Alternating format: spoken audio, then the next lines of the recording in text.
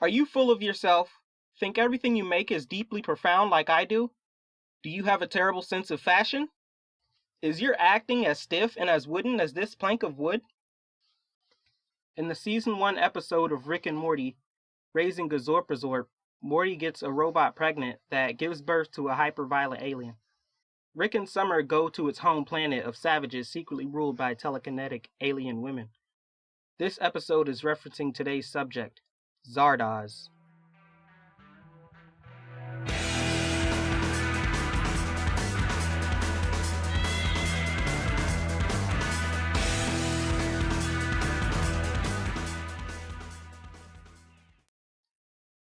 Zardoz is a 1974 movie directed by John Boorman that stars Sean Connery right after he left the Bond movies.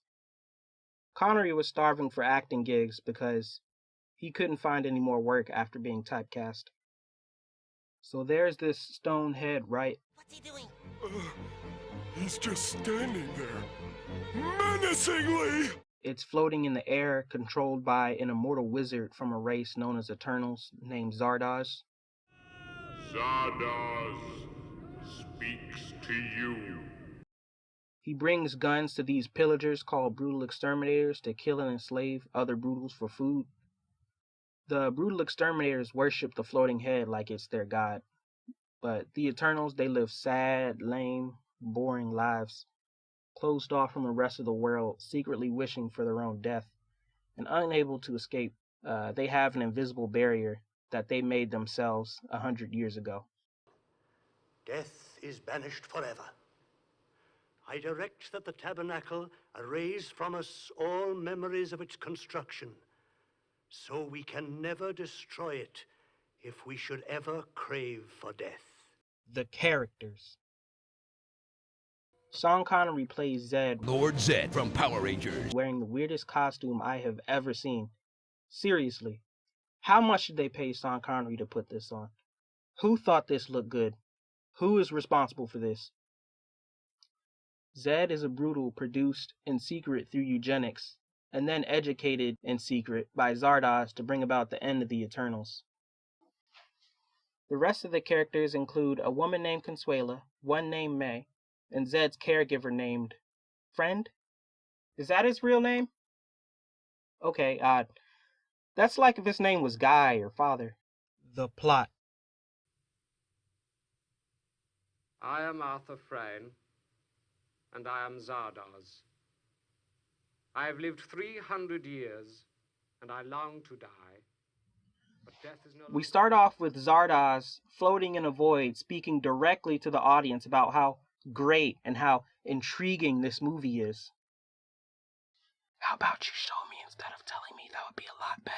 He has this facial hair that looks like it was drawn on his face while he was asleep and hasn't looked in the mirror yet. The Zardoz head delivers some guns to the exterminators and flies away as Zed shoots the camera for some reason. They all look just as insane as Sean Connery. Imagine walking into your house one day and there's this guy in a My Little Pony costume threatening you with a knife and stealing your television. We cut to him inside the head. Oh yeah, this movie has a lot of nudity in it. He unknowingly shoots the wizard Zardoz, making him fall. I think. Zed lands inside the vortex, the zone that the Eternals live in, on a mission to infiltrate and take down the barrier to let his comrades in and kill the Eternals. He acts like he doesn't know anything, even though he should based on his education. He knows about lasers and stuff. Who is he trying to fool? Has he really never seen a flower before? He encounters two female Eternals that knock him out with their psychic powers and capture him to probe his memory. Consuela.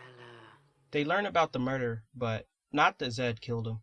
He's gonna be reborn anyway, so it doesn't really matter. They also learn about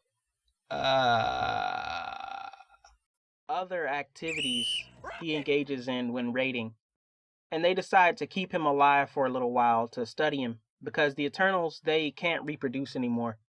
And they want to find out how, well, this happens. This becomes this.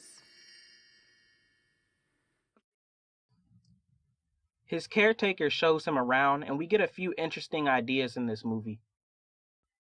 There are these people called apathetics that get so bored with their mundane lives that they just stare blankly at nothing all day and all night, and they got stuck that way.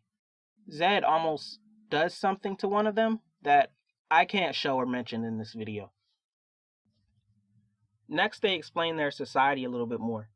They've developed an artificial intelligence-like entity in their crystal rings that they wear all the time, and it serves to save all of mankind's knowledge. They age Eternals that commit crimes, with some being cursed to old age permanently. If one of them accidentally dies, they are simply reborn. Speaking of artificially aging people, this weird shit is how they make it happen. I will not go to second level with you. Later, they throw Zed in the prison with the old people. Before entering the vortex, he learns that the name Zardoz is just a corruption of the Wizard of Oz. And that's when he first comes to the conclusion that Zardoz is not a god, but just another man that manipulates them. The end of this movie is so tiring, so let's try to finish this. Zed runs away, but before he gets very far, he gets imparted with all the knowledge of all the Eternals and all of mankind. While still being chased, he makes his way to Zardoz's lair. It has a bunch of statues everywhere that the Eternals just start destroying for no reason. The apathetics somehow become well again because of Zed's inspiration bringing something new to their lives, so they have a spontaneous orgy out of nowhere. Consuela, ready to kill, finds Zed but refuses, instead confessing her unearned love. Then, he somehow goes inside of the main crystal that he got earlier, that houses the AI's consciousness and holds all of humanity's knowledge, as well as keeps the barrier up. You have me in the palm of your hand. Inside the crystal, he shoots a reflection of himself, bringing down the barrier and making everyone mortal again. The exterminators come in and start killing everyone they find. Most of the Eternals actually wish for it though, like they are early 2000s emo teens. Come on, I want to die too, but getting killed by guys wearing this is worse than death.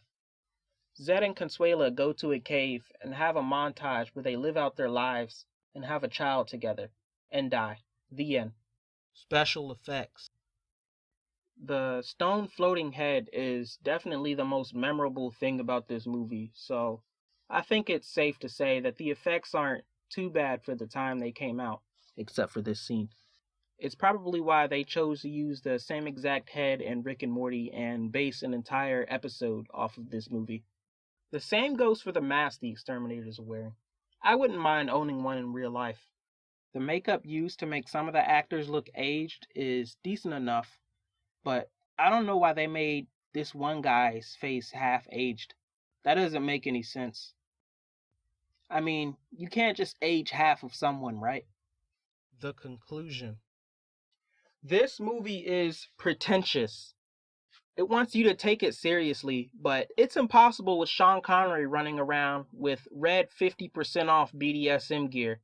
It's like that weird kid in class that makes short fanfics he thinks is amazing, but you read it and it's just stupid. It seems like this movie was so preoccupied with being deep and meaningful and epic that it forgot to be entertaining or good. Just look at this movie poster. Beyond 1984. Beyond 2001. Beyond love. Beyond death. Zardoz. Holy what the for real? It's more intriguing than 2001? It's gonna put George Orwell to shame? It's not gonna rely on titties and boobs to keep you interested? I need to watch this right now. 2 hours later. Damn it, they got me.